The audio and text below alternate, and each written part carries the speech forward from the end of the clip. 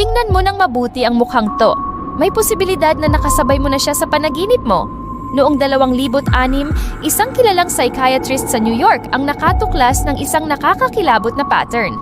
Dose-dose ng pasyente na hindi magkakakilala ang nakakapanaginip sa eksaktong lalaking ito.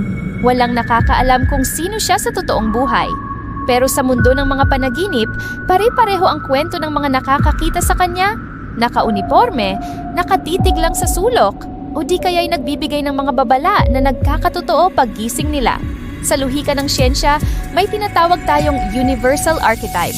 Isang teorya kung saan ang utak nating mga tao ay may iisang shared database o kolektibong subconscious.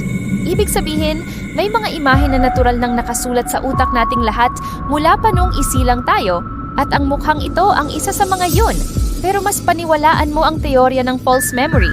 Ngayong nakita mo na ang portrait na to sa screen mo, pumasok na siya sa subconscious mo.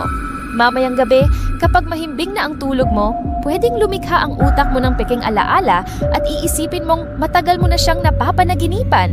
Kahit sabihin nating isang viral marketing hoax lang ito noong araw, ang tanong, bakit may mga taong hanggang ngayon ay natatakot pa ring matulog ng patay ang ilaw? Ikaw, pamilyar ba ang mukhang to sa'yo? Tandaan mo yan bago ka pumikit. Teacher Noob knows.